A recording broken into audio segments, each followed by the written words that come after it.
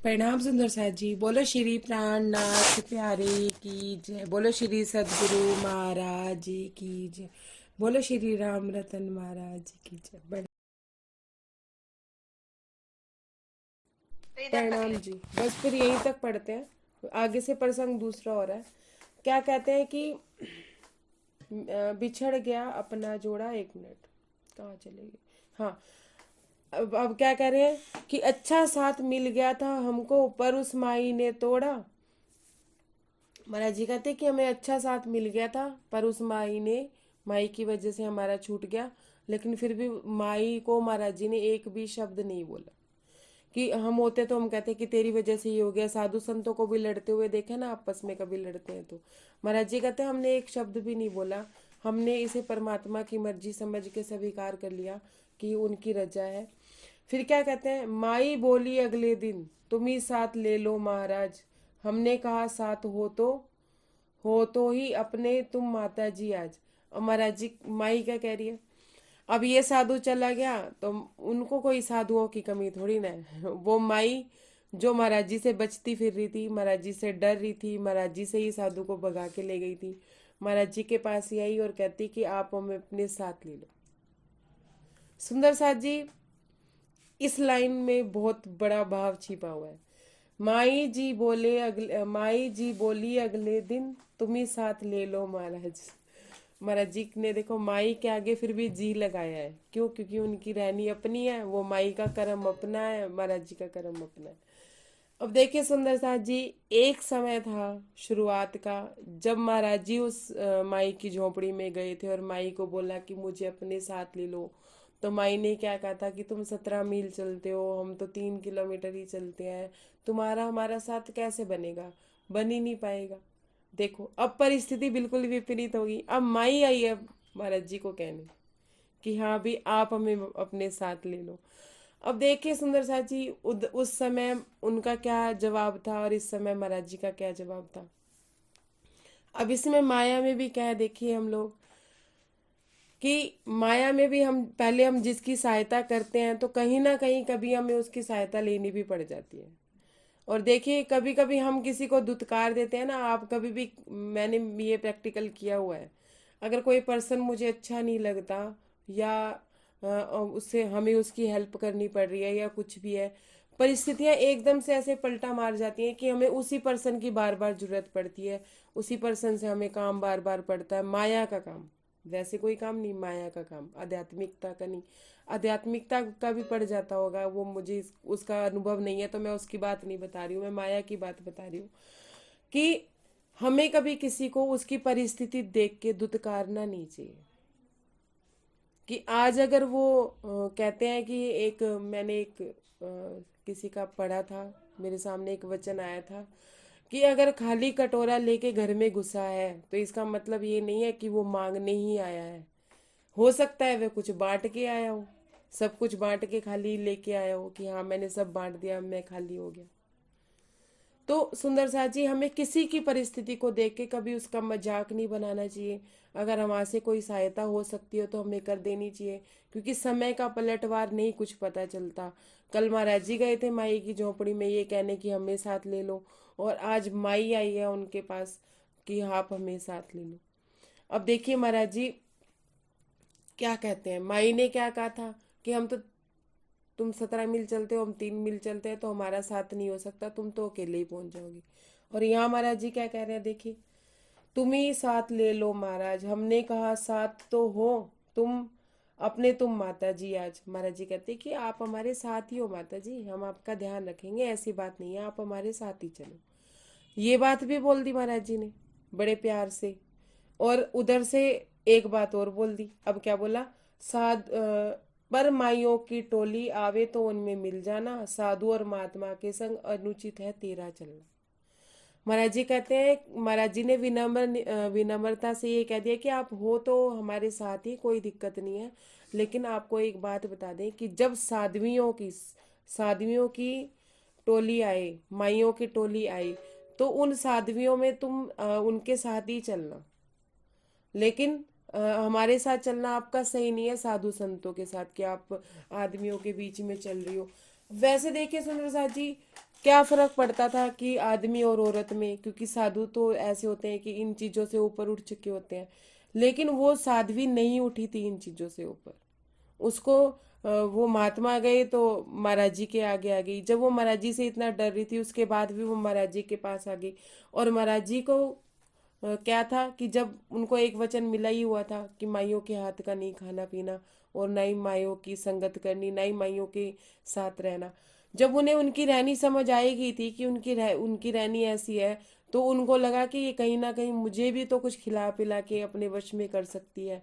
तो इससे अच्छा पहले ही उन्होंने बोल दिया कि आप मेरी साथ संगत में मत रहना, आप हमारे साथ तो चल लो, लेकिन जैसे ही माइयों की टोली या औरतों की टोली आपको दिखे, तो आप उस टोली में हो लेना। आपका अनुचित है हमारे साथ रहना। ऐसा नहीं है कि साधु अपने साथ औरतों को नहीं रखते, लेकिन रहनी देख के रखते हैं कि उनके अंदर का जो उनके अंदर में सच में परमात्मा की बैठक है या नहीं है, वो देख के रखते हैं। ऐसे ही अब देख लीजिए, माया में भी ऐसा नहीं है कि पुरुष और औरत काम नहीं करते आपस में, लेकिन हमेशा उस औरत से दूरी बनाई जाती है जो करेक्टर वाइज करेक्टर वाइज उसका करेक्टर ठीक नहीं होता है। तो यहाँ महाराज जी हमें क्या बताते हैं कि अपने करेक्टर को भी हमें सही रखना चाहिए, अपनी व्यवहारिकता को भी हमें, अपनी अपनी रहनी को भी सही रखना चाहिए। हमें कभी चाहे वो औरत हो चाहे वो आदमी, अपनी सात्विकता बना के रखनी चाहिए। अपना क्या कहते हैं, मेरे को शब्द नहीं समझ आ रहा है कि मैं क्या बोलूं। मतलब अपने चरित्र को साफ रखना चाहिए हमेशा। अपना चरित्रहीन हमें नहीं होना चाहिए, हमें चरित्रवान रखना चाहिए। सुंदर साथ जी, इसमें मेरे को एक बात जो समझ आ रही है, जो मुझे माफ कीजिएगा लेकिन मैं बोल रही हूँ, कि इसमें मुझे एक बात समझ आ रही है कि हम राज्य को अपना पति मानते हैं, ठीक है। और माया में भी हमारे पास एक पति होता है तन के रूप में, कि जो हमारी देख रेख करता है, हमारी संभाल करता है। वो तो देखो वो तो देखो एक संसारिक रूप में भी, भौतिकता में भी, सामाजिक तौर पे भी होना भी चाहिए। लेकिन उसके अलावा भी हमारे कितने पति होते हैं, कितने पति इन द सेंस कि बच्चे भी हमारे पति हैं, नौकरी भी हमारा पति है, कोई खाने की चीज़ है वो भी हमारा पति है, कि हम किसी खाने की चीज़ पे भी इतना ज़्यादा ध्यान दे देते हैं कि हमें अपने राज्य नहीं याद आते। तो मुझे ऐसा लगता है कि महाराज जी ये कह रहे हैं कि अगर एक पति है ना, तो पति तो एक ही रखो ना, लेकिन मन में कितने पतियों ने कब्जा कर रखा है, कैसे कर रखा है कि सोच रहे हैं तो नौकरी के बारे में सोच रहे हैं तो बच्चों के बारे में सोच रहे हैं। अब तो राजी कहते हैं कि एक मेरे को ही सोच ले। एक पति होता है वो समर्थवान होता है, वो सब कुछ कर सकता है। तो राजी कहते हैं कि अगर तुम मेरे बारे में सोचोगे हर वह समय, तो क्या मैं ये तुम्हारी चीजें, तुम्हारी जरूरतें, मुझे नहीं पता है कि तुम्हें क्या चाहिए, लेकिन हम किस किस को सोचते रहते हैं। तो मुझे ये मेरे मन का भाव है सुंदर साथ जी। हाँ, आप बुरा मत मानिएगा कि मेरे को, हम रात को मंथन कर रहे थे, जैसे सुंदर साथ और भी थे तो एक आधा, तो हमें ये लगा, मेरे मुख से ऐसे निकला कि हमारे कितने सारे पति हैं, नौकरी भी पति है, बच्चे भी पति हैं, और कोई ना कोई खाने की चीज भी हमारा पति है। कोई ना कोई चीज ऐसी है जिसे हम डेली रूटीन में खाना पसंद करते ही करते हैं। कोई ना कोई व्यसन ऐसा है, किसी को शराब का शौक है, किसी को सिगरेट का शौक है, वो भी उनका पति है। राज्य के अलावा वो भी उनके लिए है। कोई तंबाकू खा रहा है तो वो भी उनका पति है। मतलब एक राज्य पे नहीं टिके हम, हमने सौ पति बना रखे हैं अपने। तो महाराज जी कहते हैं चरित्रवान रहो, अपने एक पति पे आ जाओ धीरे धीरे, कि नौकरी भी कुछ नहीं है, बच्चे भी कुछ नहीं है, मन से सबको हटाते रहो, और मन में सिर्फ एक अपने पति की बैठक करो। मेरे शब्दों से अगर किसी को बुरा लगा हो तो मैं यहीं पे ही क्षमा मांगती हूँ। अगला प्रसंग करना है तो मुझे लगता है बस इसी के बारे में बात कर ली जाए, फिर बहुत ज़्यादा लेट हो जाता है। प्रणाम जी, अगर मेरे शब्दों से किसी को हानि ठेस पहुंची हो तो मैं क्षमा मांगती हूँ। प्रणाम जी। प्रणाम। प्रणाम जी। प्रणाम जी। प्रणाम जी। प्रणाम।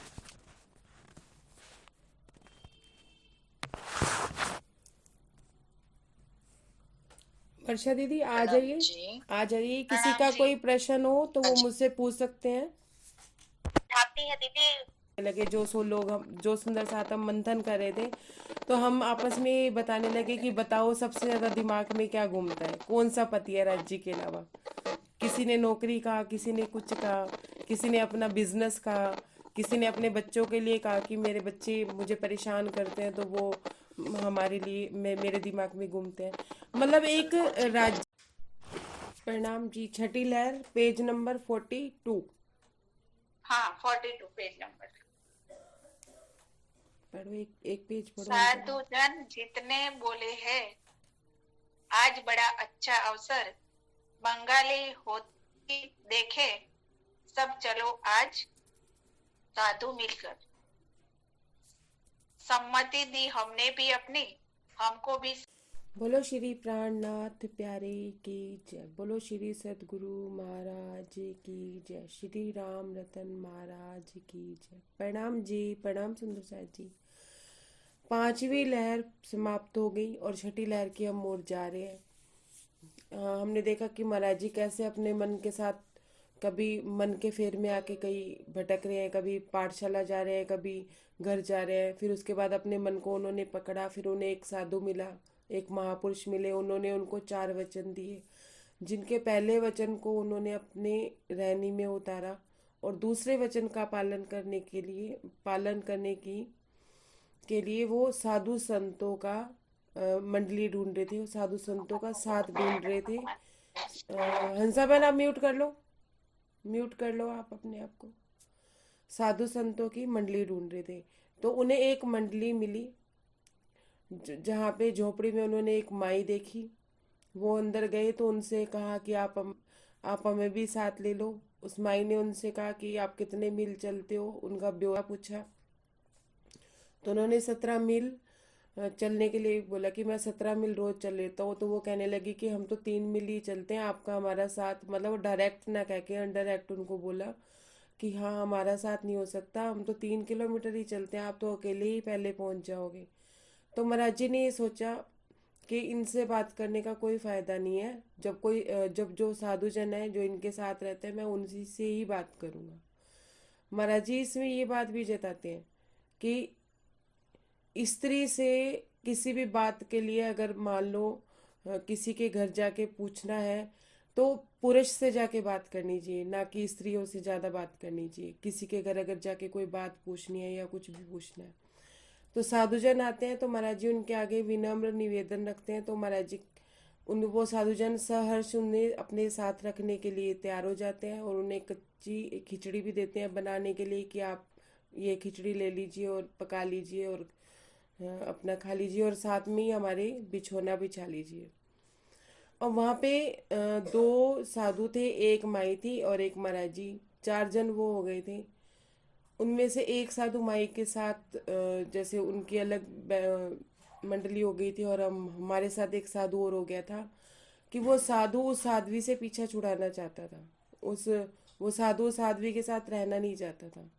सुंदर साथ जी, कभी कभी हमें भी लगता है कि हमारी माया हम पे प्रभावी हो रही है, हम माया से छूटना चाहते हैं लेकिन हम छूट नहीं पाते क्योंकि हमें अपने आत्म बल का भी नहीं पता होता।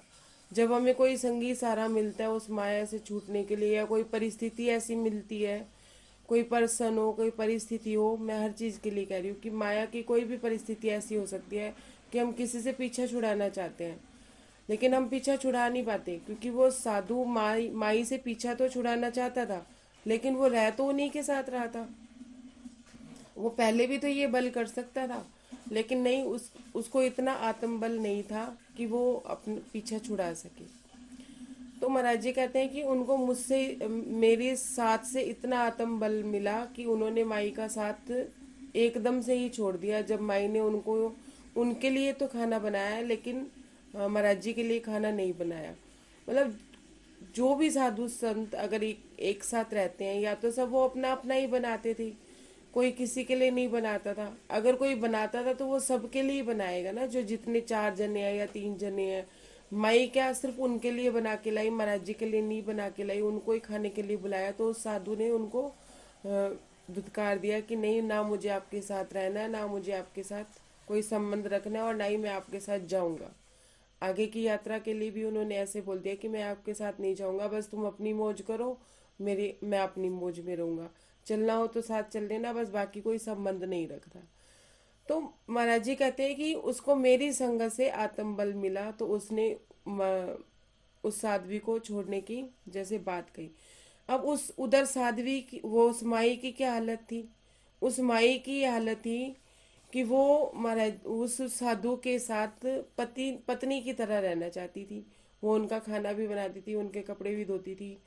तो देखिए, साधु हो या योगी हो या भोगी, मतलब साधु हो चाहे वो गृहस्थ हो, उसे एक लेडीज की जरूरत इसलिए भी पड़ती है कि वो उसके काम कर दे, उसका खाना बना दे।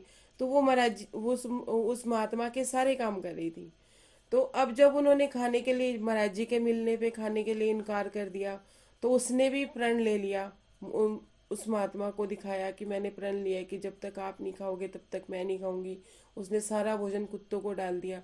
अगर उसमें इतना ही सत्तित्व होता, सत होता और माया ना होती, तो वो भोजन वो किसी और को भी तो दे सकती थी। नहीं तो वो अपनी गलती मान के, अपनी गलती को देख के कि हाँ भाई मेरे में ही कमी है, साधु में कोई कमी नहीं है, तो वो महाराज जी को भी तो खाने के लिए पूछ सकती थी। लेकिन उसने अपनी कमियां ना देख के बस वो उस महात्मा की धुन उनके उसके सिर पे सवार होती चली जा रही थी।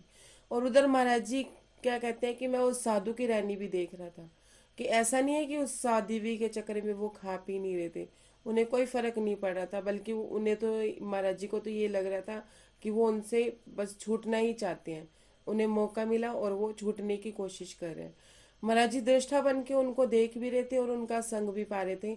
लेकिन महाराज जी को महात्मा की रहनी बहुत प्रभावित कर रही थी, और मन ही मन वो ये सोच रहे थे, मन ही मन महाराज जी कहते हैं कि हम ये सोच रहे थे कि अब मुझे समझ आया कि वो महात्मा ने ऐसे क्यों बोला कि माई के हाथ का भोजन नहीं करना, दूध दही पान नहीं खाना। तो उनको अब समझ आना शुरू हुआ था कि मतलब वो इस बात को समझने की बहुत कोशिश कर रहे, मतलब कोशिश कर रहे थे। अब महाराज जी क्या कहते हैं कि वो साध्वी किसी भी तरह से उन्हें पाना चाहती थी। अब वहाँ वही ये खड़गपुरी में जाके इन लोगों, मतलब ये अगले दिन ये एक साथ गए, तो माई और वो साधु पहले निकल गए। और महाराज जी और साधु महात्मा जी उनका इंतजार करते रहे। बहुत इंतजार करने के बाद जब वो लोग नहीं आए, तो महाराज जी और साधु जी ने भी तब साध अपनी यात्रा शुरू कर ली। आगे जाके वो दोनों महाराज जी को मिल गए, वहाँ मिल गए। उसके बाद उन्होंने पूरा रास्ता चलने के बाद खड़गपुरी में विश्राम किया, जो एक बंगाल का प्रतिष्ठित मतलब बहुत बढ़िया स्थान था। अब छठी लहर। अब महाराज जी कहते हैं साधु जन, जितने साधु जन थे वो हमसे बोले कि बड़ा अच्छा अवसर है, कि बहुत अच्छी बात है कि हम बंगाल के इतने अच्छे शहर में आके रह रहे हैं, क्यों ना हम बंगाली होली देखें। होली का त्योहार था उस दिन। तो सब साधु कहने लगे चलो हम बंगाली होली देखने चलते हैं। महाराज जी कहते हमने भी सम्मति दे दी, कि हमने भी हाँ कह दी कि चलो ठीक है चलते हैं, देख भी लेंगे और शहर भी देख आएंगे। हमने भी सबका साथ दिया। महाराज जी कहते कि जब जब हम किसी के साथ होते हैं या जब हम किसी के साथ यात्रा कर रहे होते हैं, तो हमें उनका भी साथ देना चाहिए, उनके साथ मिलजुल के चलना चाहिए। अब महाराज जी को होली देखने में कोई इंटरेस्ट नहीं था, होली देखने नहीं आए थे वो, लेकिन साधु संतों ने कहा कि चलो आज होली देखने चलते हैं, तो उन्होंने कहा ठीक है हम चलते हैं। एक साधु सा लिया कमंडल चिमटा एक मांग लिया। महाराज जी कहते हैं कि होली देखने लिए जाने के लिए बिना सब लोगों ने एक वेश धारण किया था। क्या वेश था? साधु का वेश धारण किया था। हाथ में कमंडल था, एक हाथ में कमंडल था और एक हाथ में चिमटा था, जैसे वो चिमटा बजाते हैं ना। तो महाराज जी के पास तो नहीं था। महाराज जी कहते कि मैंने भी किसी से मांग लिया और कमंडल भी ले लिया। अपना जो साथी साधु था उसकी तबीयत ठीक न थी। माई उनकी देखभाल के लिए पास उनकी छोड़ी। महाराज जी कहते जो मेरा साथी था महात्मा, उसकी तो आज तबीयत ठीक नहीं थी, वो थोड़ा उसको बुखार था। तो हमने क्या किया कि माई को उसके पास छोड़ दिया देखभाल के लिए, और हम उनको छोड़ के चले गए। उधर माई क्या सोच रही थी?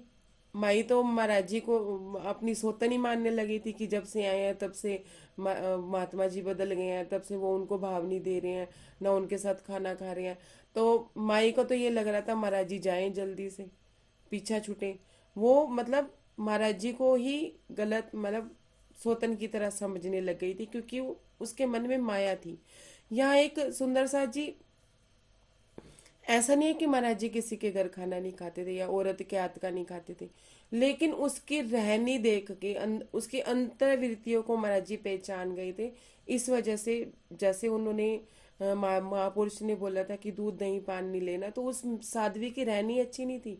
यहाँ किसी मायावी माई की बात नहीं हो रही, साधुओं में भी माइयाँ होती हैं। उनके कहने का भाव ये था कि ऐसा समझ लीजिए कि वो जो माई थी वो साधु के आध्यात्मिक स्तर को गिराना चाहती थी। क्यों? क्योंकि उनको गलत राह पे ले जाना चाहती थी। और वैसे साध्वी का भेष उसने धारण किया हुआ था, लेकिन उसमें साधुत्व नहीं था।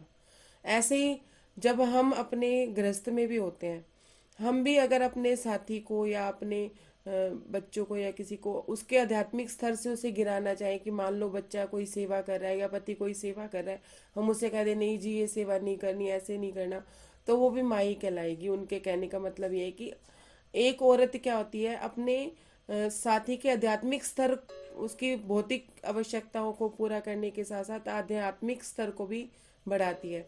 अब जैसे ये साधु इनके साथ रह रहे थे, माई उनका कितना ध्यान रख रही थी कि हाँ भी उनका खाना भी बना रही थी, उनके लिए कपड़े भी धो रही थी। अगर उसके मन में उनको आध्यात्मिकता से गिराने के लिए अगर वो सेवा भाव ही लेके उसकी साधु की सेवा करती, तो उस साधु को कोई फर्क ना पड़ता कि हाँ भी चलो मेरी साथी है, वो भी उनका ध्यान रखते एक सेवा के भाव से। लेकिन यहाँ यहाँ पे माई का भाव कुछ और था। इस वजह से साधु उनसे बच रहे थे, उनसे दूर रहना चाह रहे थे। कारण ये था। अब क्या कहते हैं, हम तो गए खड़गपुर होली का, देखे कैसा त्योहार, इधर हमारे साथी साधु को चढ़ गया तेज बुखार। हमारा जी कहते हैं हम तो खड़गपुर चले गए होली का त्योहार देखने, और इधर एक कारण कार्यज बना कि हमारे साथी को बहुत तेज बुखार चढ़ गया। उसकी तेजी सह ना पाए, वे गलफत में आए एकदम। महाराज जी कहते कि अगर थोड़ा बहुत बुखार होता तो शायद वो हमारे साथ चलते, लेकिन उनको इतना बुखार था कि उनको होश नहीं था कि हाँ भी वो कहाँ जा रहे हैं, कैसे लेटे हैं या कैसे, मतलब उनको इस तरह की उनकी हालत थी कि वो हमारे साथ नहीं जा पा रही थी। माई उनको उठा वहां से अरंदा भाग गई फौरन। 60 मील की अरंदा वहां से रेल वहां से जाती थी। हमसे डर लगता था उसको, इसको इसलिए ले भागी थी। अब महाराज जी कहते हैं कि उस माई का देखो कितना मन प्रभावी था, मतलब मन उसका इतना ज्यादा प्रभावी होगा कि मुझे ये चीज चाहिए तो चाहिए। महाराज जी से उनको डर लगता था कि जब से महात्मा जी उनके साथ रहे थे तब से वो उनको पूछ नहीं रहे थे। अब तेज बुखार था उनको, उनको होश तो थी नहीं जो महात्मा थे जिनको बुखार था। अब माई ने क्या किया, अपने पल्ले से तो रेल की टिकट ली। वहां से रेल जाती थी अरंदा के लिए, क्योंकि प्रतिष्ठित गांव था तो ट्रेनें वगैरह वहां से चलती थी। वो किसी न किसी तरह से अकेली माई उस महात्मा को लेके रेल से अरंदा ले गई। अरंदा 60 मील की दूरी पे था, और किसी को बताया नहीं, किसी को कुछ किया नहीं। ये सोच के वो अरंदा ले गई कि अब मैं इनसे दूर हो जाऊंगी और महात्मा फिर मेरी बात मानने लगेंगे और सब करने लगेंगे। तो टिकट भी उसने अपने पल्ले से ले लिया कि महाराज जी से किसी तरह से पिंड छूटे। मतलब महाराज जी में जो सत का बल था ना, वो साध्वी को माई को परेशान कर रहा था। देखो कितनी भी माया हो, कितनी भी कुछ हो, जब सत पुरुष सामने आ जाते हैं, महाराज जी में सत्य तो था ही, और कुछ उनके चेहरे पे भी बहुत तेज था, जिसे प्रभावित होकर साधु ने भी उनके साथ रहना पसंद किया। उनको आत्मबल मिला महाराज जी से। और इधर साध्वी को डर लगता था कि हाँ भाई हमेशा ही सत्य से झूठ डरेगा ही डरेगा, झूठ को ही डर लगेगा, सत्य को कभी भी डर नहीं लगेगा। तो महाराज जी कहते हमसे डरती थी, टिकट अपने पल्ले से लेके हमसे पिंड छुड़ाने के लिए वो उनको कितनी मुश्किल से लेके गई होगी सुंदर साथ जी उस महात्मा को, वो साध्वी अकेले। किसी पुरुष को संभालना कितना मुश्किल हो जाता है जब वो बीमार होता है। अब क्या कहते हैं, जब वापिस हम हुए वहां से, ना साधु ना माई जी, इधर उधर उन दोनों को हम सब ने धूम मचाई थी। अब महाराज जी कह रहे हैं हम वापिस लौटे। जब हम वापिस लौटे, ना साधु था ना माई थी। अब महाराज जी को भी वो महात्मा इतने भाने लगे थे, उनकी रहनी उनको इतनी प्रभावित कर गई थी कि वो उनको अपना साथी कह रहे थे। अगर कोई और होता, उनको वो उनसे प्रभावित ना हुए होते और उनको पता था कि वो साध्वी से पीछा छुड़ाना चाहते हैं, वो उनका साथ दे रहे थे और साथी थे, तो महाराज जी कहते हैं वैसे हम ध्यान ना करते, लेकिन उनकी रहनी वो हमारे दिल को छू गई थी। तो कहते हैं जब हम आए, ना माई देखी ना साधु देखा, तो इधर उधर हम सब ने देखा, हम इधर उधर हम उन दोनों को हम सब ने धूम मचाई थी। महाराज जी कहते इधर उधर हम उन दोनों को देख रहे थे और सब लोग हम ढूंढ रहे थे उनको। कैसे जब उन्होंने पता लगाया, सुंदर साथ जी महाराज जी ने ये पता लगाने की कोशिश की कि वो दोनों कहाँ गए, कहीं पड़े होंगे या किसी वैद्य को दिखाने गए हैं या क्या कारण है, कहीं साधु की तबीयत ज्यादा तो खराब नहीं होगी। महाराज जी कहते कि हमारे मन में कुछ इस तरह के प्रश्न चल रहे थे, लेकिन किसी ने बताया कि वो उनको किसी ने स्टेशन की तरफ जाते देखा और स्टेशन में घुसते भी देखा। ऐसे करके उन्होंने, जब उनको पता चला कि जिस समय पे वो गए थे उस समय पे ट्रेन कौन सी थी, महाराज जी ने ये पता किया। और जाना कहा था उन्होंने, जगन्नाथ ही जाना था। माई क्या चाहती थी कि थोड़ा महाराज जी से दूरी हो जाए, वो पहले पहुंच जाए या वो कहीं और उनको ले जाए, ऐसे करके उनके मन में भाव थे।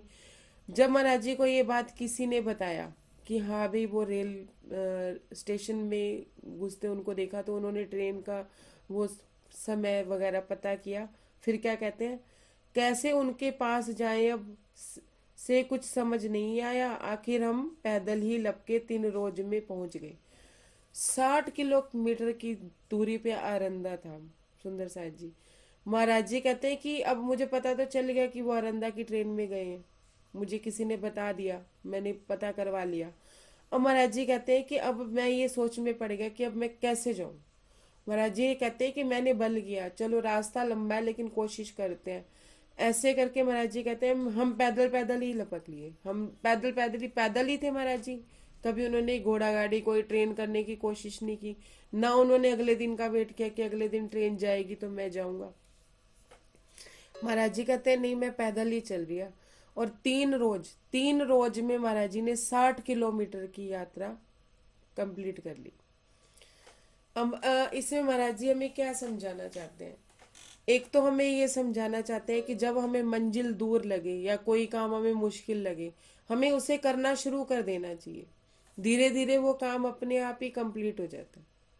और दूसरा, उनको महात्मा जी इतने भागे थे, उनकी रहनी उनको इतनी अच्छी लग गई थी कि वो उनका अपना साथी कह रहे थे।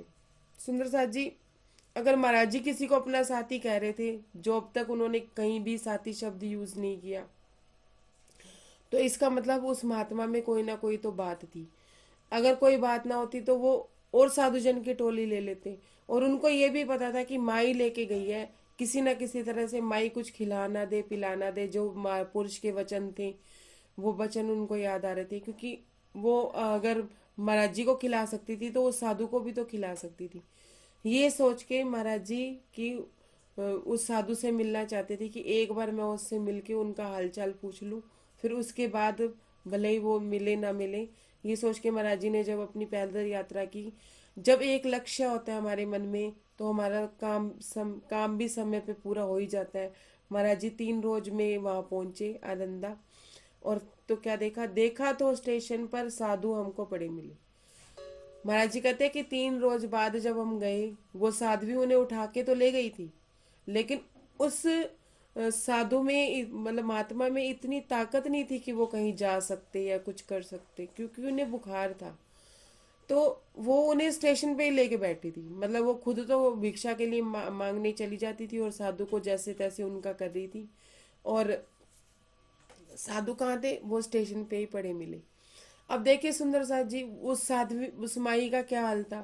कि अपनी घर गृहस्थी छोड़ के, सब कुछ छोड़ के जब वो आई थी, अगर उसकी घर गृहस्थी नहीं होगी तो कम एटलीस्ट अपने माता पिता को तो छोड़ के आई थी, अपने घर परिवार को छोड़ के तो आई थी। लेकिन क्या था, अपने में सत नहीं जगा पाई, अपनी रहनी में सेवा भाव नहीं ला पाई। सेवा भाव की बजाय वो एक पत्नी की तरह उनके साथ रहना चाहती थी, पत्नी की तरह उनका ध्यान रखना चाहती थी। उसी तरह से ही वो उनकी जो सेवा कर रही थी बीमार साधु की, ले तो गई थी, अब सेवा तो उसको करनी पड़ रही होगी कुछ ना कुछ। तो महाराज जी कहते हैं कि उसमें उसका सेवा भाव नहीं था, उसका स्वार्थ का भाव था कि वो उनके साथ रहना चाहती थी। प्रणाम जी। पेज नंबर 43 पढ़िए हंसाबेन। पेज नंबर 40, हाँ, पेज नंबर 40। अभी आप तो पेज नंबर 43। प्रणाम जी सुंदर साथ जी। प्रणाम जी। महाराज जी क्या कहते हैं कि जब हम अरंदा पहुंचे तो साधु हमें उस स्टेशन पे ही पाए। तबीयत तो ठीक थी मगर वे गमगीन सी हालत में। महाराज जी कहते हैं कि तबीयत उनकी कुछ ठीक थी, ऐसा बेहोशी में नहीं थे, लेकिन कुछ ठीक थी, लेकिन चेहरे पे उनके मतलब चिंता, उनको गम लग रहा था कि उनको चिंता हो रही थी, उनकी हालत ऐसी थी। जब हम उनके पास पहुंचे तो साधु ने कहा हमें, हम अ, हम भी प्रण करके बैठे थे अन्न जल उस दिन पावेंगे जिस दिन हमें हमारे साथी महाराज मिल जावेंगे। महाराज देखिए सुंदर साथ जी, महाराज जी इधर से 60 मील की दूरी 3 दिन में पूरी करके गए उस साधु से मिलने के लिए। और उधर साधु का क्या हाल था कि साधु ने भी बीमारी में भी प्रण ले रखा था कि जब तक मेरे महात्मा साधु मतलब महाराज जी उन्हें नहीं मिल जाएंगे तब तक वो अन्न जल नहीं ग्रहण करेंगे। जैसे उन्होंने महाराज जी को देखा तो उनको अपनी सारी बात बताई, अपने दिल की सारी बात बताई। महाराज जी कहते हैं कि वो भी हमसे इतना प्रभावित थे, उनका दिल भी हमारे साथ मतलब मन हमारे साथ लगा हुआ था, वो भी हमसे प्रभावित थे और हम भी उनसे प्रभावित थे। क्या कह रहे हैं, जिस दुष्टाई का पूरा परिचय इस माही ने दिखलाया, बेहोशी में लाई उठाकर साथ हमारा छुड़वाया। महाराज जी कहते हैं कि उनको इस बात का गमगीन हालत में थे, चिंता की हालत में थे, चिंता उनके चेहरे से झलक रही थी। अब उनकी चिंता क्या थी, वो महात्मा जी अपनी चिंता बता रहे हैं कि क्या थी। क्या हमारी चिंता ये थी, उसकी चिंता ये थी कि इस माई ने ना दुष्टता का पूरा परिचय दे दिया। मतलब महाराज जी, महात्मा जी के कहने का ये मतलब था कि महात्मा जी कहते हैं कि मैं ऐसा सोच ही नहीं सकता था कि ये माई इस हद तक बीत चल जाएगी कि वो जब बेहोशी की हालत में उठा लाएगी, और सिर्फ इसलिए कि वो आप मुझसे आपका साथ छुड़वा सके और मुझे अपना बना सके। मतलब हम माया में किसी चीज को पाने के लिए जब हमारा मन इतना ललियात हो जाता है और असत मन हमारा इतना हावी हो जाता है, वो काम गलत भी हो, फिर हम क्या कहते हैं, इसका परिणाम चाहे गलत हो चाहे सही हो, मुझे तो ये करना ही करना है, चाहे कुछ हो जाए। कई बार ऐसा होता है ना, किसी चीज पे मन अटक जाता है तो कि मुझे ये चीज चाहिए ही चाहिए, चाहे रात का 12 बजाए चाहे 1 बजाए, पर मुझे ये खानी है तो खानी है, मुझे बनानी है तो बनानी है, मुझे लानी है तो लानी है। ऐसे किसी व्यक्ति प्रेम में भी हो जाता है कि मुझे आदमी ये चाहिए ही चाहिए या मुझे ये औरत चाहिए ही चाहिए। भले ही सामने एक तरफा का प्यार था, भी एक तरफ का प्रेम था, साध्वी एक तरफ का प्रेम ही तो करी थी, साध्वी करी थी, साधु तो उनके साथ रहना ही नहीं चाहते थे। लेकिन उनको पाने के लिए भी साध्वी किस हद तक गुजर गई। तो वो कहते हैं कि महात्मा जी कहते हैं कि मुझे इस बात का बिल्कुल भी वो नहीं था कि ये माई इतनी भी दुष्टाई कर सकती है, मतलब इतनी आगे तक बढ़ सकती है, क्योंकि साधु थी, साधु के वेश में भी देखो माया थी। जरूरी नहीं है कि साधुओं में माया नहीं होती या साध्वियों में माया नहीं होती। अगर उन्होंने वो वस्त्र धारण कर लिए साधुओं वाले, वो वस्त्र वैसा वेश बना लिया तो उनमें माया नहीं है, ऐसा नहीं है। उनकी रहनी देख के ही वो अंदाजा लगाया जाता है कि वो सेवा कर रहे हैं या उनके मन में स्वार्थ भाव है। महाराज जी क्या कह रहे हैं, करवाया जलपान उन्हें बीतक सुन के उनकी सारी, तो फिर क्या हो गया तुम्हें, तो थी बुखार में लाचारी। महाराज जी कह रहे हैं कि मैंने उनकी बात बड़े इत्मीनान से सुनी। और महाराज जी तो शॉर्टकट में बता रहे हैं इसमें एक एक लाइन को। तो महाराज जी कहते हैं कि हमने उनकी सारी बात सुनी, उसके बाद पहले उनको हमने थोड़ा कुछ खिलाया, पानी पिलाया, फिर उसके बाद उनकी बात सुनने के बाद देखिए महाराज जी की महाराज जी का सत कि महाराज जी ने उस माई के बारे में नहीं उल्टा सीधा बोला, माई के बारे में नहीं। एक तो वो पहले ही परेशान थे कि माई ने उनके साथ ऐसा किया वैसा किया, और उधर से वो माई के लिए नहीं कुछ बोले। क्या बोलते हैं कि तो फिर क्या हो गया, तुम्हें तो थी बुखार में लाचारी, अच्छा हुआ रेल से आ गए, पैदल तुमको था दुश्वार। महाराज जी क्या कहते हैं, अच्छा है ना वो माई तुम्हें रेल से ले आई, तुम्हें बुखार था, और अगर तुम्हें परेशानी होती, अगर वो तुम्हें रेल से ना लेके आती, तुम्हारा कितना रास्ता कट गया, तुम्हें 2 दिन का आराम मिल गया। इस तरह से वो महात्मा जी को समझाने लगे। और हम क्या करते हैं, अगर कोई पहले ही परेशान हो किसी पर्सन से, मान लो किसी आदमी से परेशान हो, या किसी औरत से परेशान हो, या घर से बच्चों से परेशान हो, हम उनके सामने उनको ये तसल्ली तो देते नहीं है, कोई बात नहीं, कोई वजह होगी, या उसमें बुराई में अच्छाई तो देखते नहीं, लेकिन उल्टा हम बुरा और कहने लगते हैं, हाँ हाँ तुम्हारे बच्चे तो ऐसे हैं, तुम्हारी पत्नी तो ऐसे है, तुम्हें ऐसा करना चाहिए, तुम्हें वैसा करना चाहिए। मतलब कोई उन्होंने अपनी राय नहीं दी उनको, सिर्फ उनका ऐसा बोला कि इसे भी अच्छा मानो, इसे भी परमात्मा की मर्जी मानो कि आपको रेल यात्रा करने को मिल गई, और आपको 3 दिन पैदल नहीं चलना पड़ा, और 3 दिन में आपका स्वास्थ्य भी कुछ संभल गया। महाराज जी कहते हैं अगर हमारे साथ कोई बुरी घटना हो रही है, अभी इसमें भी महाराज जी का एक भाव जो मुझे समझ आ रहा है, मैं वो बताती हूँ कि मान लो अब कोई हमारे साथ गलत गलत व्यवहार कर रहा है, हम उसके साथ अच्छा कर रहे हैं, और वो हमारे साथ गलत गलत कर रहा है, तो हमें उसके प्रति भी मन में ऐसी भावना नहीं लानी चाहिए कि हाँ भी वो हमारे साथ गलत कर रहा है। क्यों?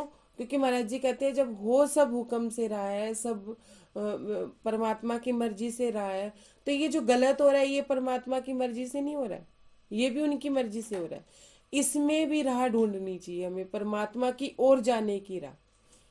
कि किसी ने, मान लीजिए कोई बच्चा ही है, अपना ही बच्चा है, और उसने अपशब्द बोल दिए, तो माँ को ये नहीं सोचना चाहिए कि इसने अपशब्द बोले, बल्कि उसको उस समय चुप रहने के बाद में उसको समझाना चाहिए, और अपने मन में ये भी सोचना चाहिए कि बच्चों के साथ कि कैसा व्यवहार करना है कैसा नहीं, उन्हें धीरे धीरे समझाने की कोशिश करनी चाहिए। ये सिर्फ बच्चों के लिए है, माई को नहीं समझाएंगे महाराज जी, बिल्कुल भी नहीं समझाएंगे। महाराज जी को तो माई की रहनी दिखाई दे रही थी, तो माई से तो वो कोसों, मतलब 1 गज की दूरी पे रहते थे कि नहीं मुझे ऐसे लोगों में नहीं मिलना है। जब उनको पहले वचन मिल ही गए थे कि उनके हाथ से जलपान वगैरह भी नहीं करना है, तो वो माई के हाथ का जल भी कभी नहीं पिया था उन्होंने। अब आगे क्या कहते हैं, कुछ बुखार की कमजोरी थी, कुछ रहते तुम निराहार। महाराज जी कहते क्या होता अगर तुम पैदल चलते, एक तो तुम्हें बुखार की कमजोरी थी, तुमसे पैदल नहीं चला जाता, दूसरा तुम खा भी नहीं पाते, बुखार में इतना ज्यादा खा भी नहीं पाते, तो इससे अच्छा हुआ कि वो तुम्हें रेल से ले आई। इसमें बुरा ना मानो, तसल्ली रखो। लेकिन अब उधर महात्मा की क्या हालत, महाराज जी तो उन्हें समझा रहे थे, लेकिन महात्मा को तो समझ आ रहा था ना कि माई ने उनके साथ क्या किया। हमें तो समझ आ ही रहा होता है ना, अगर सामने वाला बुराई भी नहीं कर रहा किसी की, तो हमें तो समझ आ रहा होता है ना कि हमारे साथ परिस्थिति क्या हुई है, या हमारे साथ क्या हुआ है। अब क्या कहते हैं, सौंपा उन्हें कमंडल उनका, क्योंकि उनकी अमानत थी। महाराज जी कहते हैं कि मैंने उनका कमंडल उनसे लिया था, क्योंकि वो बीमार थे, तो उनका कमंडल और चिमटा वो उठा के वो होली देखने चले गए थे। तो महाराज जी कहते हैं हमने उनका कमंडल उनको दिया, क्योंकि वो उनकी अमानत थी। यहाँ महाराज जी ये कहते हैं कि अगर हम किसी से कोई चीज़ लेते हैं तो उसकी अमानत समझ के उन्हें वापस दे देनी चाहिए। अगर हम किसी का धन ले रहे हैं, या कोई वस्तु ले रहे हैं, या कोई और भी चीज़ ले रहे हैं, तो अगर हमने ली है तो उनकी अमानत समझ के हमें उन तक लौटानी चाहिए, चाहे वो छोटी चीज़ है चाहे वो बड़ी चीज़ है। अब क्या कहते हैं, अगले दिन फिर हमने तैयारी अपनी यात्रा की, चले अकेले यात्रा पर उस रोज महात्मा जी हमसे हम महाराज जी ने, उन लोगों ने अब अपने अगले दिन की यात्रा की तैयारी की। महाराज जी से वो इतने प्रभावित थे महात्मा जी, कि वो उनको छोड़ना नहीं चाहते थे, लेकिन वो उनके तन से भी नहीं चिपके थे, क्योंकि उस महात्मा की रहनी ऐसी थी ना कि वो किसी के तन से नहीं चिपकते थे। तन से चिपकते तो वो साथ माई से भी चिपक जाते, लेकिन वो क्या कहते हैं कि कभी किसी के तन से नहीं चिपकना चाहिए, उनके अंदर जो परमात्मा रूप होता है ना उसको प्रणाम करनी चाहिए। लेकिन अब जो साधु होते हैं वो क्या है, उनको कोई फर्क नहीं पड़ता कि सामने तन औरत का है या आदमी का है, वो उनके बैठे उन परमात्मा को, उनकी रहनी को देखते हैं। साधु ऐसे भी होते हैं। तो ये साधु ऐसे ही थे, उन्हें कोई फर्क नहीं पड़ता था महाराज जी पुरुष थे या वो माई औरत थी, वो दोनों के तन से ही नहीं चिपके थे।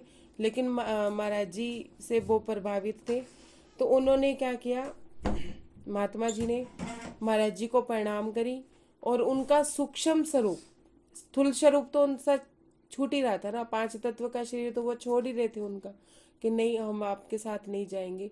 सूक्ष्म स्वरूप लेके अपने हृदय में प्रणाम करके, उनका सूक्ष्म स्वरूप अपने हृदय में समाहित करके वो महात्मा अकेले ही चले गए। क्यों अकेले ही चले गए? वो कहते हैं कि छोड़ दिया माई और हमको हुए अलक्षित नजरों से, फिर मिले नहीं, फिर कहीं आइंदा बिछड़ गया अपना जोड़ा। महाराज जी कहते हैं मुझे भी दुख लगा कि हमारा जोड़ा हमसे बिछड़ गया और वो माई को और हमको छोड़ के चले गए। अब वो महात्मा की रहनी इतनी अच्छी थी कि वो किसी को दुख भी नहीं पहुंचाना चाहते थे। अब वो जब वो माई उन्हें उठा के ले आई थी तो वो महाराज जी से दूर करना चाहती थी। क्यों? क्योंकि वो अपना स्वार्थ कहीं ना कहीं उसका स्वार्थ था। और महाराज जी कहते कि वो महात्मा अगर मेरे साथ रहते तो वो माई अंदर ही अंदर दुख मनाती रहती, अंदर ही अंदर कूटती रहती कि ये महात्मा फिर आ गए, ये हो गया। मतलब वो ये कहना चाह रहे हैं कि फिर महाराज जी को भी ये होता है कि हाँ वो कुड़कुड़ करती देखती तो महाराज जी का भी यात्रा खराब होती और उनकी भी आध्यात्मिक यात्रा खराब होती। तो वो माई को भी दुख नहीं देना चाहते थे क्योंकि उनमें तो सत्य था ना। तो उन्होंने क्या किया, महाराज जी को प्रणाम किया, उनका सूक्ष्म रूप लिया और वो अकेले चले गए और माई को और हमको छोड़ के चले गए। महाराज जी कहते हैं कि हमारा जोड़ा बिछड़ गया, हमें लगा कि हमारा एक जोड़ेदार साथी जिसकी रहनी इतनी अच्छी थी, सतमार्ग पे चल रहे थे, तो मेरा जोड़ा था। मतलब महाराज जी किसी को जोड़ा कह रहे थे, अपना जोड़ीदार। अपनी पत्नी को उन्होंने जोड़ा नहीं बोला कभी, अपने भाई को जोड़ा नहीं बोला कभी, लेकिन उस महात्मा को जोड़ा बोल रहे थे क्योंकि उनकी रहनी कहीं ना कहीं उनके साथ थी। अब आगे क्या हुआ, माई जी तो महाराज जी कह रहे हैं कि हमारा जोड़ा टूट गया और अब यहीं तक करें या आगे करें? आगे पढ़ लें ये वाला पेज पूरा? कर ले आगे, हाँ आगे जी, कर ले, एक कर प्रसंग लीजिए, आगे। ये पेज पूरा कर लीजिए। माई जी बोली अगले दिन, तुम्हें साथ ले लो महाराज। हमने कहा साथ तो वो ही। दूसरा रास्ता मन को पकड़ने का क्या है? मन को पकड़ने का दूसरा रास्ता है सतगुरु शरण का आसरा, जगत जान का फूर। मतलब सतगुरु शरण तो जब हमें मिलेगी। अगर हमें सतगुरु शरण नहीं है, अगर सबके पास सतगुरु हैं तो अपने सतगुरु से बातचीत कीजिए, उनके वचनों को अपने मन में धारण कीजिए। नहीं तो साध संगत, महाराज जी को साध संगत में रहने के लिए क्यों बोला था उन महापुरुष ने कि जब साध संगत में रहते हैं तो जैसा जिसकी जैसी वृत्ति होगी वो वैसी ही संगत करेगा। अब जिसको माया ज्यादा अच्छी लगती होगी वो माया का संग करेगा, और जो चोर होएगा वो चोरों में रहेगा, और जो साधु होएगा वो साधु में रहेगा, नौकरी वाले नौकरी वालों में रहेंगे। देखा है ना, डॉक्टर से शादी करता है, इंजीनियर से शादी करते हैं, मतलब आपस में बच्चे एडजस्टमेंट कर लेते हैं क्योंकि वो एक दूसरे के प्रोफेशन को जानते हैं, एक दूसरे को समझते हैं। सेम बात कि हमें किसकी संगत करनी चाहिए, कि हमें उन सुंदर साध संगत की संगत करनी चाहिए जो थोड़ा बहुत ज्यादा तो मैं नहीं कहती, लेकिन थोड़ा बहुत उस राह पे चल रहे हैं, जो मन को कंट्रोल कर रहे हैं या मन को थोड़ा बहुत कंट्रोल कर चुके हैं, जो हमें रास्ता दे सकते हैं, हमें बता सकते हैं। हमें उन लोगों की संगत करनी चाहिए जिससे भी हमारा मन उन्हीं की रहनी को देख के या उनकी बातें सुन के हमारा मन में टिकाव आए। और सतगुरु की शरण में जब रूह चली जाती है, सतगुरु का संग सानिध्य पाती है और अपने साधु तत्व में आ जाती है, साधुत्व में आ जाती है कि मन में उसके ना तन की कोई टेंशन है, ना उसे ये नहीं दिख रहा कि मेरे जो गुरु हैं वो पुरुष हैं या स्त्री हैं, मेरे सदगुरु हैं। तो जब वो तनों से ऊपर उठ जाएगी, अपने घर में भी और बाहर भी, उसे अपने पराये का भेद खत्म हो जाएगा, तो धीरे धीरे मन टिकना अपने आप शुरू हो जाएगा। मतलब कुल मिला के उनमें उन सुंदर साथ की संगत में रहना है, उस साधु संतों की संगत में रहना है जो हमारे मन को टिका सके। और सतगुरु शरण में जब हम चले जाते हैं ना, हम अपना समर्पण कर देते हैं, तो वहां तो मन पकड़ में आ जाता है। देख लो, आप पन्ना जी चले जाओ, पन्ना जी में मन पकड़ में आ जाता है, माया हमें निरर्थक लगने लग जाती है अगर हम गुम्बद जी में जाके मत्था टेकते हैं थोड़ी हाँ देर तो के लिए, ऐसा ही होगा, बाद है में ना। घर आकर वही। फिर घर आकर माया फिर प्रभावी हो जाती है। वैसे ही हाँ जब हम सतगुरु के संग सानिध्य में होते हैं, तो हमारा मन पकड़ में ऑटोमेटिकली अपने आप आ जाता है।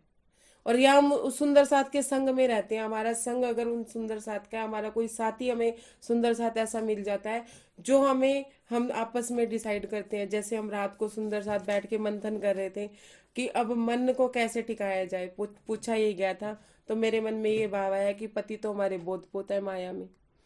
तो फिर हम लोगों ने ये डिसाइड किया कि पहले तो कोई खाने की चीज ऐसी बताओ जो राज्य के लिए छोड़ सकती हो, जो तुम्हारी फेवरेट हो। तो उसमें भी हम लोगों के इतने संशय हो गए थे, मुझे ऐसा लगा कि हमारे इतनी चीजें हैं जो हम खाने पीने की चीजों को इतनी तवज्जो देते हैं कि हाँ भाई हमें गोलगप्पे भी पसंद है, हम गोलगप्पे नहीं छोड़ सकते।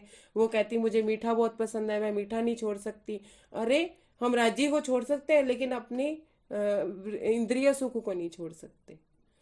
तो हमें क्या संग करना चाहिए? उन सुंदर साथ का संग करना चाहिए जो हमें हमारी कमियां बता दें कि तुम्हारे में ये कमी है। जो सिर्फ हमारे साथ लल्लो पच्चो ही ना करें कि हाँ भाई तुम तो बहुत अच्छे सुंदर साथ हो, ये हो, या ये कहें कि आप तो बहुत अच्छे हो, आप सब कुछ अच्छा अच्छा कर रहे हो। सुंदर साथ वो जो हमें प्रेम से हमारा ये भी बताए कि आपकी रहनी में ये कमी है, आपको ऐसा नहीं करना चाहिए। सदगुरु क्या करते हैं? सदगुरु ऐसा ही करते हैं ना, जब हमारे में कोई कमी होती है तो हमें बताते हैं ना कि यहाँ पे तुम गलत हो, तुम्हें ऐसा नहीं करना चाहिए। सतगुरु चापलूस नहीं होते। सतगुरु स्पष्ट बात कहने वाले होते हैं, मुंह पे मारने वाले भी होते हैं। गुस्से से नहीं, ऐसा नहीं है कि गुस्से से मुंह पे मारेंगे, प्यार से भी हमें समझाते हैं, कभी प्यार से लाड से। और जहाँ डांटना होता है वहां डांट भी देते हैं। लेकिन अगर रूह अपनी गलती ही नहीं समझ रही, वो अपने सदगुरु को ही गलत समझ रही है और संगत ही नहीं लेना चाह रही, उनके वचनों पे चलना ही नहीं चाह रही, तो मन क्या टिकेगा? फिर 400 वर्षों से मन ही टिका रहे हैं हम। 400 वर्षों से मन ही नहीं टिका है हमारा। टिक जाता तो आज हमें राज्य भी मिल जाते। तो हमें क्या करना है? उन सुंदर साथ और साथ संगत में रहना है जो हमें सत का रास्ता बताएं और मन को टिकने का, मन को साधने का। मन टिकेगा नहीं। देखिए, कल मैंने कहा था मन के साथ खेल लो, घूम लो, झगड़ लो और उसके साथ एक नाच लो। उसको साधना है। साधना कैसे है? कि अपने मन को धीरे धीरे प्यार से समझाओ, चाहे गुस्से से समझाओ। परिस्थिति देखो ना, जिस परिस्थिति में मन तुमसे प्यार से बात कर रहा है, कितने प्यार से बात करता है कभी कभी मन। तुझे क्या चाहिए, तुझे क्या चाहिए? राजी भी ऐसे कहते हैं ना कई बार कि तुम्हें क्या चाहिए। हम राजी को क्या कहते हैं? राजी मेरे को ना नौकरी चाहिए। नौकरी पे होते हैं, राजी आपके लिए मुझे टाइम नहीं मिलता, मैं सारा दिन नौकरी पे व्यस्त रहती हूँ, इससे अच्छा आप मेरी नौकरी छुड़वा के मेरा घर पे काम करवा दो। मैं अपनी परिस्थिति बता रही हूँ। तो मुझे राजी कहते हैं एक दिन गुस्से में आके, बस तुझे यही चीजें मांगनी है ना, ये चीजें तो मैं वैसे ही तेरे को दे देता, तू मुझे क्यों नहीं मांगती अपने से? मुझे मतलब राजी ने इतने गुस्से में मेरे सदगुरु के रूप में आके ऐसे बोला। तो मुझे कहते, सूक्ष्म रूप में भी कहते, बस जब मैं तेरे से पूछ लूँ ना कि तुझे क्या चाहिए, तुझे ये चाहिए, तुझे वो चाहिए, हमेशा तूने कांच में और हीरे में परख नहीं की। ये मुझे महाराज जी ने मेरे हृदय में मेरे बात समझाई जब मुझे नहीं मिले थे, जहरी भी नहीं मिले थे। मुझे क्या कहते कि एक तरफ कांच था और एक तरफ हीरा, चमक दोनों की बराबर थी, लेकिन तू क्या मांगती रही? वो कांच मांगती रही। हीरा तेरे सामने पड़ा है, हीरा तुझसे मिलना चाहता है, तुझे एकांत किया है, तेरे माया का खेल खत्म किया है, तेरे मन से माया हटाई है, और लेकिन फिर भी कहाँ भाग रही है? कांच में। हम कंकर कांच के पत्थर इकट्ठे कर रहे हैं। नौकरी चाहिए, बच्चों की शादियां चाहिए, बच्चों के आगे घर में बच्चे हो जाएं, उनके बिजनेस सेट हो जाएं, हमें ये चाहिए, ये सब इकट्ठे कर रहे हैं। लेकिन जो हीरे की चमक है वो हमें चुंधिया नहीं रही है, हमें कांच की चमक चुंधिया रही है। तो महाराज जी ने मुझे हृदय में समझाया कि मैं 2 साल से 3 साल से तो महाराज जी मेरे पे इतनी मेहनत कर रहे थे, मुझे धर्म भी दिखा रहे थे, धर्म में धर्म भी उन्होंने मुझे दिखाया, मुझे हर चीज दिखाई। तो महाराज जी कहते अभी भी तो कांच पत्थर मांग रही है, मतलब कांच चाहिए, ये गोटियां चाहिए। महाराज जी कहते हैं कि अब तो मुझे मांग ले मेरे से, मैं तरस रहा हूँ तेरे से, ये मेरे कान ये सुनने को तरस रहे हैं कि अब तो मुझे मुझसे मांग ले। तो मेरे को एकदम से चेतना आई कि वाकई में मैं तो राजी, जब मुझसे पूछते हैं कि तुझे क्या चाहिए, मैं माया की चीजें मांगती हूँ। फिर मैंने फिर मैंने अपनी रहनी को सुधारा। अब जब भी राजी महाराज जी मुझे अंदर से सूक्ष्म रूप से पूछते हैं कि क्या चाहिए, बस आप, अब मुझे कोई खाने की चीज कहता है ना कि मैं तुम्हारे लिए ये बना दूं, मेरी मम्मी भी मुझसे कहती है कि मैं गाजर का हलवा बनवा दूं, नहीं मम्मी आप राजी से मिलवा दो। ये चाहिए, यहाँ घूमने चलें, यहाँ चलें। अब मुक्तसर में मांगी का मेला लगता है, तो मेरी मासी मुझसे कहती कि रंजना तूने बचपन से कभी मेला नहीं देखा और लोग दूर दूर से मेला देखने आते हैं, तो कहती है चल इस बार मेला देखने के लिए चल, अभी 13-14 तारीख में। मैंने कहा नहीं नहीं, मुझे अब राज्य को देखना है, मेरे को कोई मेले देखने की शौक नहीं है, मेरे को कोई मेला नहीं देखना है, सिर्फ मुझे राज्य देखना है।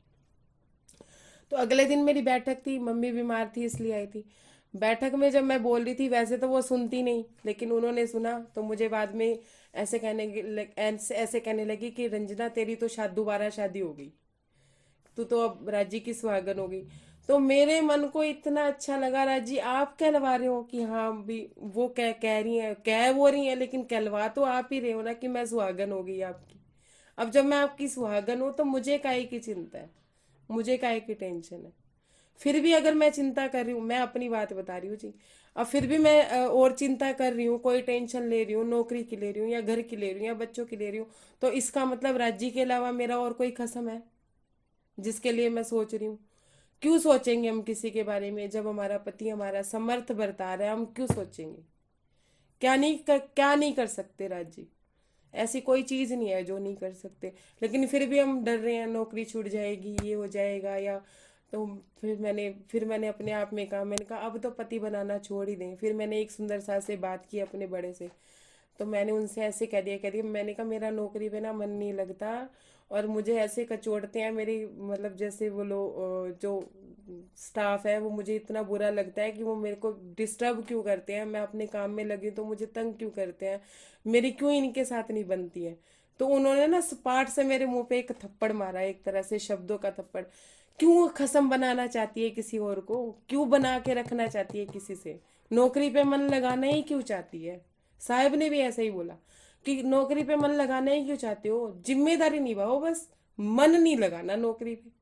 हम क्या कोशिश करें कि नौकरी पे मन लगे।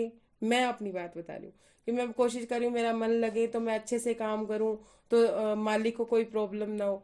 अरे करवाने वाला जब ऊपर वाला मालिक बैठा है, तो तुम क्यों टेंशन ले रहे हो। तो खसम बन गया ना दूसरा। फिर मेरे माइंड में सोच आई कि ऐसे तो हमने बहुत बहुत खसम बना रखे हैं, एक गोलगप्पे भी खसम है, मैं तो छोड़ ही नहीं सकती गोलगप्पे।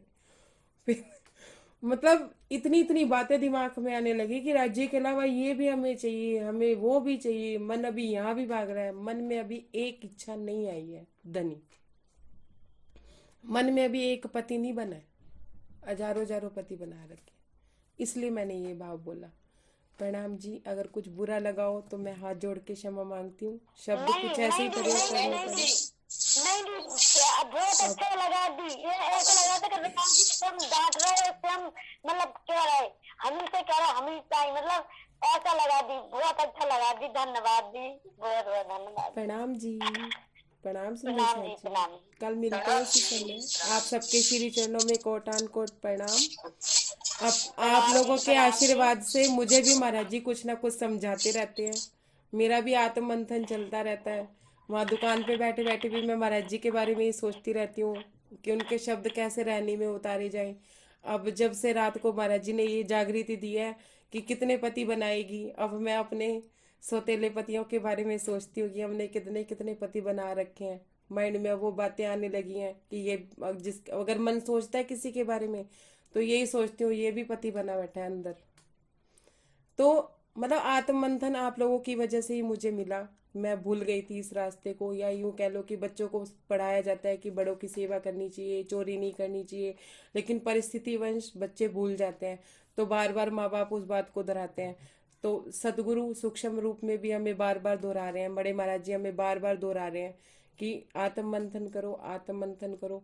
तो मेरा आत्म मंथन अब उन्होंने दोबारा से शुरू कराया है, सिर्फ आप सब सुंदर साथ की बहुत बहुत आभारी हूँ मैं कि आप लोगों ने मुझे ये सेवा दी, और महाराज जी मुझसे इस सेवा को ले रहे हैं, मेरे जीव को उन्होंने चुना। आप सब लोगों का धन्यवाद। प्रणाम जी। प्रणाम सुंदर साथ जी। प्रणाम प्रणाम जी। जी, प्रणाम जी। दीदी एक छोटा सा प्रश्न है दी, क्या बोल सकती हूँ दी? जी हाँ जी बोलिए। दी दी अगर आपके दिल में कोई भी कछु भी बात है तो दी यहाँ पे शेयर किया करो दी, बहुत अच्छा लगता है दी। कछु भी आओ करो दी तो यहाँ पे शेयर किया करो दी, अच्छा लगता है। बस देखो इतना जी ही कहना मुझे चाहते थे। डर भी लगता है, क्योंकि ना हम अपने लिए तो ऐसे शब्द यूज कर सकते हैं ना कि नहीं नहीं, हमें भी कर मुझे ये सकते हो, लगता है कि हमको भी आप कर सकते हो। कोई बात मैं धामधनी के लाडले सुंदर सास से ऐसी कोई बात ना कह दूं जो उनके दिल पे लग जाए। अब मैंने एकदम से बोला कि हमने कितने कितने पति बना रखे हैं, तो किसी सुंदर साथ को ये लगे हाँ ये तो हमें वैश्या कह रही है या कुछ कह रही है, तो डर लगता है जी। अपने लिए तो हम कोई भी शब्द इस्तेमाल कर सकते हैं। दीदी, हमने तो ऐसा लगता था कि दूसरा विष्णु भगवान ने राम उसको नहीं बना, ये आज पता चला कि सब लोगों को नहीं वो तो पता चला।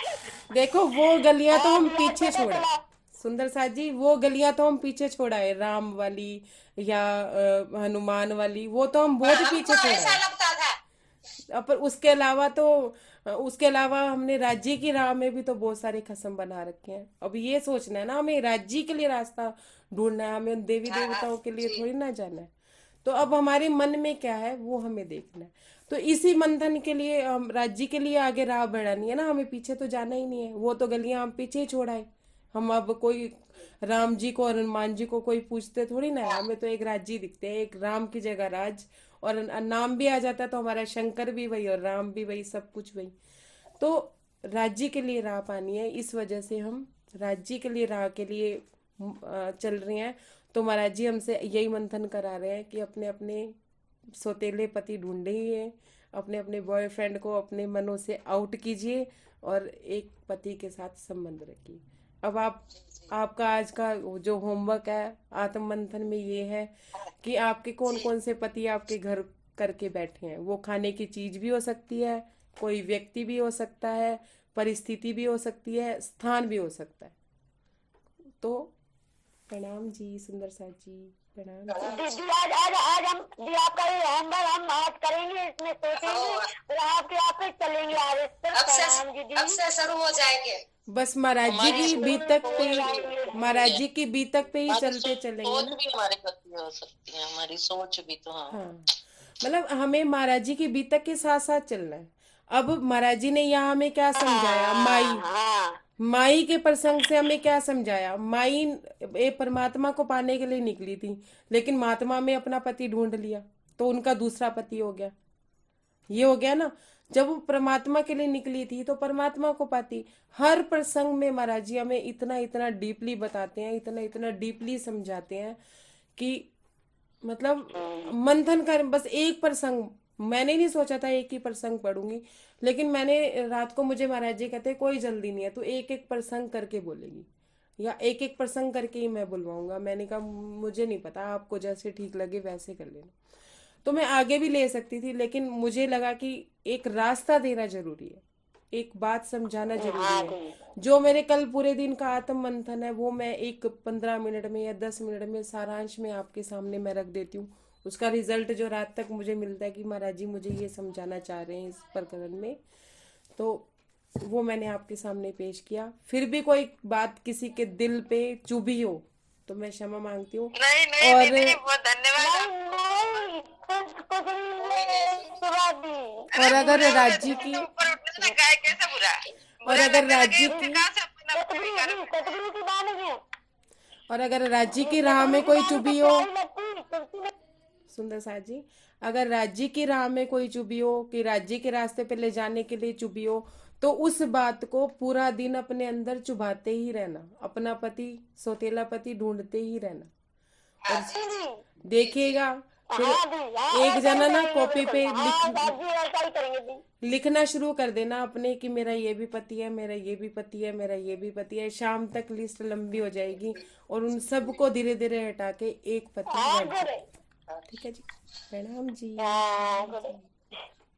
प्रणाम जी। सब सुंदर साथ को मेरा ढेर ढेर राम जी पिया जी का कोटे कोटे हमें एक होमवर्क मिल गया एक अच्छा वाला मैं कर रही मेहनत का होमवर्क में लगा अब यही करेंगे राजदीप बस हैप्पिया। अच्छा प्रणाम जी। प्रणाम जी। प्रणाम जी। प्रणाम।